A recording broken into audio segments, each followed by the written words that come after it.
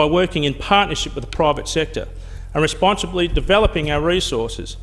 And although I'm a great believer in our resources sector and its ongoing importance to the state, we must become more than our resources.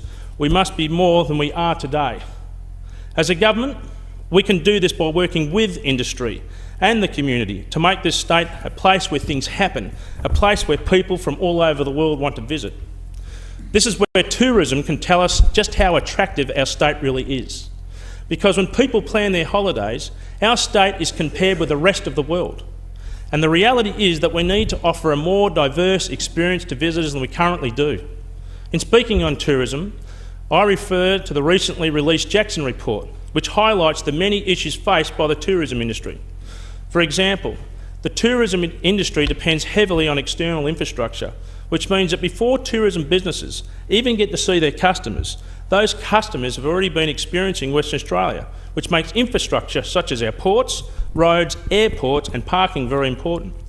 We should be particularly aware of our airports and realise that we are a long-haul destination for most inbound tourists, and that their first and last experience of Western Australia are often had at our airports. And how good or bad these experiences are can have a strong impact on a tourist's lasting impression of our state, no matter how good we have performed in other areas. It is a harsh reality for our tourism industry that the external infrastructure they depend on is often developed and maintained by all three levels of government, often the involvement of the private sector, which makes getting the necessary infrastructure for tourism so much harder.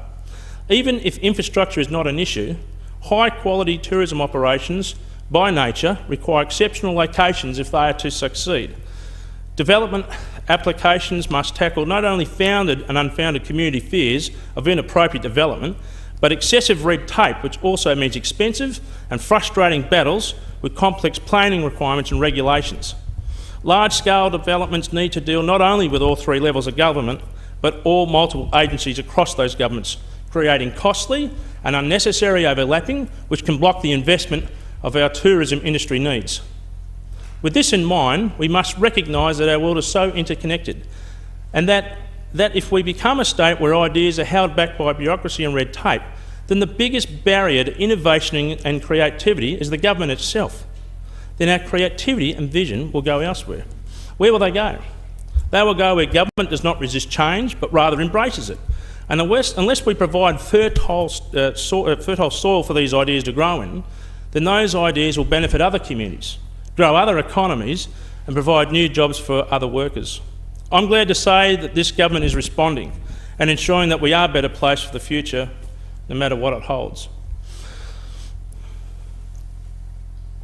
Moving to a more local focus, my desire for the electorate I represent is for the communities of the South Metropolitan region to be whole communities, where people can live complete lives within their local area, without having to go to Perth for basics such as education, job opportunities and health treatment. This is not saying that we need a second capital city, but rather we should provide for the needs of everyone, no matter where they live, because we're not a government for the select few, we're a government for all Western Australians.